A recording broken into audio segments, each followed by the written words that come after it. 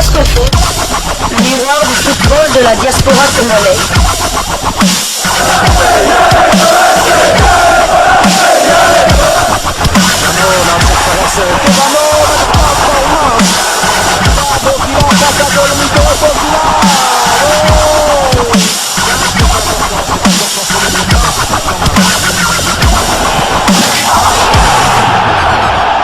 Diasco Foot, le miroir du football de la diaspora congolaise.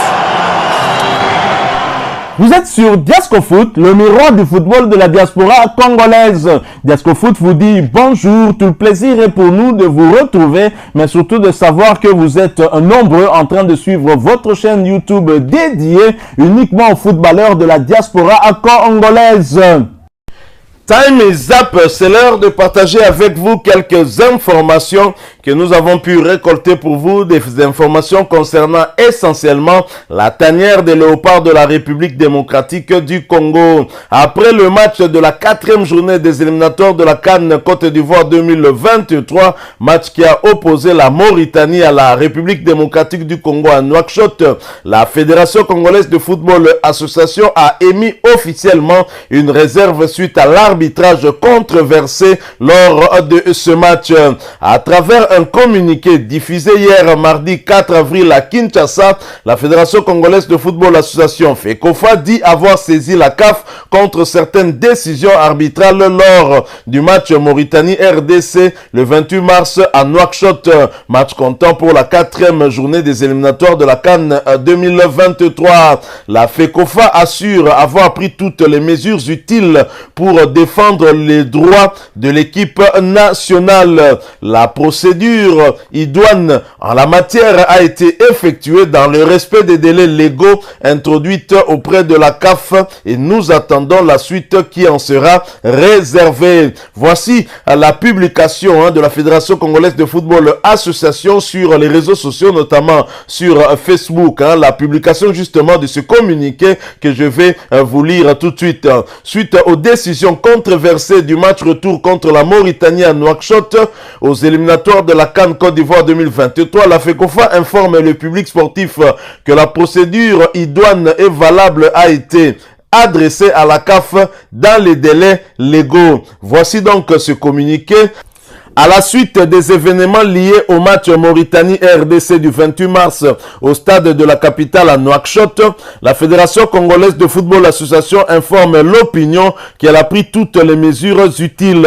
La procédure idoine en la matière a été effectuée dans le respect des délais légaux introduits auprès de la CAF et nous attendons la suite qui en sera réservée. La Fédération congolaise de football association tient à rassurer les fans et supporters des Léopards et toute la communauté sur la volonté et la détermination pour défendre les droits de l'équipe nationale et de nos joueurs dans le respect des règles internationales et des compétitions organisées sous l'égide de la Confédération africaine de football association. Donc c'est une réaction tout à fait normale, une réaction logique que l'ensemble de l'opinion publique sportive congolaise attendait d'ailleurs en rapport avec cette rencontre sportive. Il y a notamment l'expulsion de Cédric Bakambu sur une action controversée où l'assistant de l'arbitre tunisien Sadok Selmi a signalé un hors-jeu imaginaire qui a par ailleurs été sifflé par l'arbitre principal, alors que si nous devrions en tout cas revoir la vidéo, cette séquence du moins, on se rendrait tout de suite compte que non seulement Cédric Bakambu n'avait pas été hors-jeu, mais le défenseur mauritanien qui était en avance sur Bakagol avait fait une remise volontaire du ballon sur son gardien de but qui avait eu d'ailleurs à prendre directement le ballon. Et par ailleurs, l'arbitre tunisien ira d'ailleurs beaucoup plus loin en infligeant un deuxième carton jaune à Cédric Bakambu, deuxième carton jaune synonyme bien évidemment de carton rouge et donc d'expulsion à cause de son pied qu'il a laissé un tout petit peu traîner, mais un pied qui n'a pas du tout touché le gardien mauritanien. Et ce sont les joueurs mauritaniens qui finalement ont réclamé cette expulsion, ont réclamé ce deuxième carton jaune et l'arbitre tunisien, un arbitre d'ailleurs très controversé, a sorti tout de suite. Rappelez-vous, dès l'entame de ce match, lorsque Cédric Bakambu inscrit le but, l'ouverture du score à la 9e minute, il s'en est suivi un coup de pied au genou de Cédric Bakambu alors que le jeu s'était arrêté puisqu'il y avait un but, et l'arbitre qui a vu cette action est venu pour sanctionner le gardien mauritanien en lui infligeant un carton jaune, alors que ce coup volontaire devait en tout cas être sanctionné d'un carton rouge direct.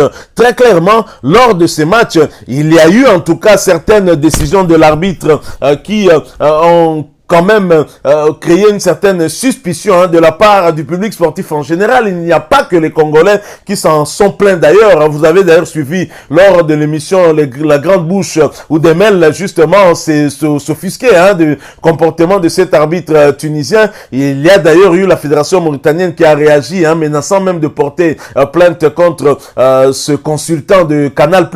C'est quand même malheureux cet arbitrage africain, et nous avions appelé ici même au niveau de votre chaîne YouTube Diascofoot, parce que nous sommes le miroir du football de la diaspora congolaise. Nous avons appelé à la Fédération congolaise de football association afin que cette dernière puisse introduire un recours. Un recours, on ne va pas l'introduire pour annuler le résultat. On sait que ça sera compliqué. Ce n'est pas à la suite des erreurs pareilles que la CAF pourrait en tout cas décider d'annuler ce résultat, d'infliger, je sais pas moi, une sanction à la Mauritanie où la RDC pourrait récupérer les 2 points perdus. Non, mais néanmoins, nous pourrions essayer d'obtenir quelque chose avec cette sanction de Cédric Bakambu, voir ce carton rouge tomber, ce deuxième carton jaune tomber, par conséquent, voir la suspension de Cédric Bakambu tomber, afin que nous puissions récupérer notre avant-centre, celui même qui a inscrit 2 buts en 2 rencontres contre cet adversaire mauritanien. Rappelez-vous, c'est lui qui inscrivait également le deuxième but des Léopards à Lubumbashi lors du match de la 3e journée, et c'est bien lui qui a inscrit aussi l'ouverture du score à Nouakchott.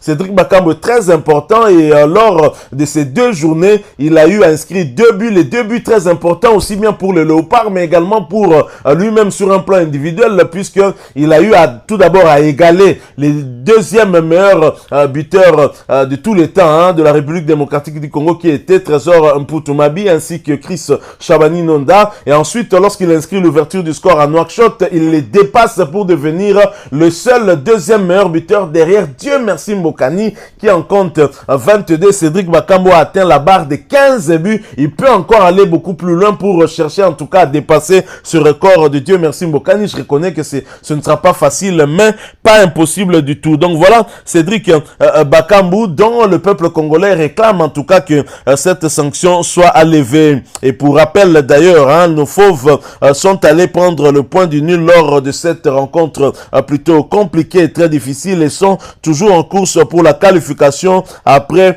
avoir pris 4 points devant les Mourabitoun mauritaniens. Ils vont jouer leur qualification au mois de juin, ce sera le 12 très exactement, et au mois de septembre face respectivement aux Panthères du Gabon, premier de notre groupe, ainsi que aux Crocodiles du Nil du Soudan, 2e de ce groupe. Inutile de vous dire que ce sera 2 matchs très compliqués, mais où la République démocratique du Congo n'a pas d'autre alternative que 2 victoires sur ces 2 matchs si nous voulons nous qualifier. Ce qui est intéressant avec ces matchs, cette double confrontation contre le Mourabitoun, c'est que au terme de cette double confrontation, nous avons toujours notre destin en main, et c'est tant mieux. Et toujours en rapport avec ces éliminatoires de la CAN Côte d'Ivoire 2023, sachez que le tout nouveau ministre des Sports, Kabulo Mwana Kabulo, a demandé à la Fédération congolaise de football association de lancer déjà les préparatifs des 5e et 6e journées. Au cours d'une réunion tenue le lundi 3 avril à Kinshasa, le nouveau ministre des Sports François-Claude Kabulo Mwana Kabulo a instruit la Fédération congolaise de football association de lancer déjà les préparatifs des Léopards aux 5e et 6e journées des éliminatoires de cette CAN Côte d'Ivoire 2023. Il a été question en premier lieu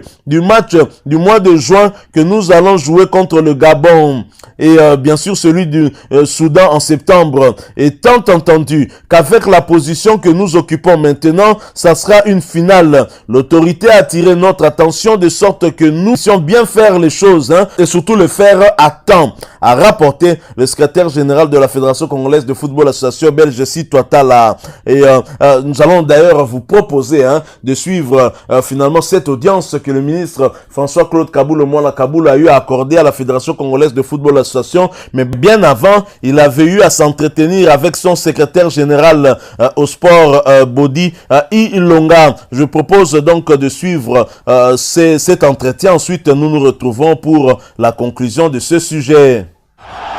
Diasco Foot, le miroir du football de la diaspora congolaise. Première réunion technique entre le ministre des Sports et Loisirs et le secrétaire général au sport, Dr Bodi Ilonga. Au menu de cet échange, il était question que je puisse présenter à son excellence l'état des lieux des sports et loisirs à ces jours et les projets des plans d'action qui doivent être arrimés au plan stratégique national de développement du gouvernement. Le chef de l'administration des sports et loisirs a pour sa part reçu des directives claires, la vision du gouvernement. Dr Bodi Ilonga est attendu la semaine prochaine pour des propositions techniques à court terme, à moyen terme et à long terme. Il y a des actions qu'on doit poser, des actions à impact visible. Et le sport, vous le savez aussi, le sport c'est un domaine fédérateur.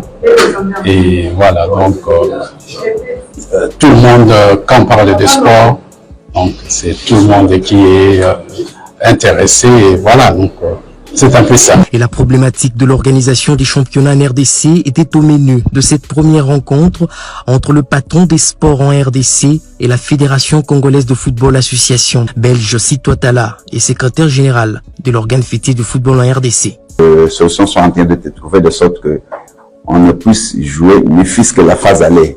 Et d'ailleurs, son excellence a promis que si au 31 mai, la DINAFOOT ne sera pas en mesure de terminer tout le championnat, il est disposé à accorder une dérogation de sorte que le championnat aille jusqu'à la fin. Nous avons également parlé de la Coupe du Congo, dont la finale doit se jouer le 30 juin. Et il a promis l'accompagnement du gouvernement, tant pour la DINAFOOT que pour la Coupe du Congo. À 2 mois des 2 derniers matchs des éliminatoires de la CAN 2023 face au Gabon et au Soudan, il était question de penser comment aborder ces 2 rencontres importantes. Surtout comment accueillir les crocodiles du Nil au stade des Martyrs de la Pentecôte. Avec la position que nous occupons maintenant, ça sera une finale. Et l'autorité a attiré notre attention de sorte que nous puissions bien faire les choses et surtout les faire à temps. On a parlé d'infrastructures parce que vous savez que présentement, nous n'avons aucun stade national homologué ou approuvé par la CAF. Et il est question que, au niveau du gouvernement, on fournit des efforts de sorte que, au mois de juin, on ait la possibilité de recevoir ici à Kinshasa. Voilà, nous sommes de retour, pas de temps mort donc, vous l'avez compris. Le ministre des Sports, François-Claude Kaboulo-Moala Kaboulo, veut se mettre tout de suite au travail et c'est tant mieux pour nous. Et si il instruit déjà la Fédération congolaise de football association de préparer les matchs de la 5e et 6e journée, c'est parce qu'il sait que ce sont des matchs décisifs et je suis content. Nous avons au moins au sport, au niveau du ministère des Sports, un homme qui a l'expertise pour diriger ce ministère. François-Claude Kaboulo-Moala Kaboulo a duré en tout cas dans ce domaine depuis sa jeunesse où il a été un journaliste sportif qui était en tout cas sous la coupe on va dire de Basunga Ndinga. Pour ceux qui connaissent, des anciens en tout cas, ils savent qui était cette personnalité qui nous a quittés malheureusement. François-Claude Kaboulo-Moala Kaboulo qui finalement a eu des coachings de ses aînés tels que Lucien Chimpumpu. Je pense qu'il fera des choses bien parce qu'il est vraiment sur ses traces, parce qu'en même temps qu'il était journaliste sportif, il a été aussi ministre des Sports et je crois que François-Claude Kaboulo-Moala Kaboulo qui maîtrise toute la problématique du sport en général et surtout la problématique de l'avancement en tout cas du football en République démocratique du Congo saura prendre des bonnes décisions afin que le sport puisse se développer, le football en particulier. Il hérite en tout cas d'un ministère qui a beaucoup de problèmes avec un stade des Martyrs qui n'est pas homologué à la suite, on va dire, de l'incompétence de son prédécesseur qui n'a pas su en tout cas réflexionner ce stade aux normes telles qu'exigées Vous avez aussi des problèmes tels que la suspension du championnat, le championnat qui ne se joue plus, et on a même vu la conséquence, c'est que nos 4 clubs qui étaient engagés en compétition africaine interclubs ont été éliminés de la pire des manières. Je crois que Kabulo Mwana Kabulo est déjà en train de réfléchir ensemble avec son staff qui constitue son cabinet pour pouvoir prendre des bonnes décisions afin de relancer la machine très très rapidement. Et déjà, nous avons une échéance qui nous attend au mois de juin prochain, le 12 à Franceville, où nous allons jouer une finale. Une autre finale, ce sera autour du 4 septembre, si ma mémoire ne me trahit pas, contre les Crocodiles du Nil. Et c'est maintenant que ces 2 rencontres doivent être préparées. Je suis très content que Kabulo Mwana Kabulo l'ait compris et qu'il a eu à instruire à la Fédération Congolaise de Football Association. Alors, est-ce qu'il ne serait pas possible de voir, en tout cas entre ce mois d'avril et le mois de juin, s'il n'y a pas possibilité d'avoir des dates FIFA pour justement réunir les Léopards, peut-être pour un stage même d'1 semaine, afin de continuer à peaufiner les préparations pour ces 2 rencontres décisives pour les Léopards de la République démocratique du Congo. Voilà, nous sommes arrivés à la fin de ce sujet. Si vous l'avez aimé, n'hésitez pas à nous laisser un maximum de j'aime. N'hésitez pas non plus à partager avec nous votre opinion. Si vous en avez une par rapport au sujet que nous venons de vous proposer, laissez-la nous à travers un commentaire. Abonnez-vous si vous êtes nouveau ou ancien, que vous ne vous êtes pas encore abonné sur cette chaîne Diascofoot, parce que nous sommes le miroir du football de la diaspora congolaise. Et n'oubliez pas qu'en vous abonnant apparaîtra une petite cloche de notification. Cliquez dessus pour ne plus rien manquer des prochaines vidéos que nous allons vous proposer. Encore une fois, merci à vous, avec espoir de vous retrouver très bientôt avec un autre sujet d'actualité. En attendant, portez-vous bien et Diascofoot vous dit au revoir.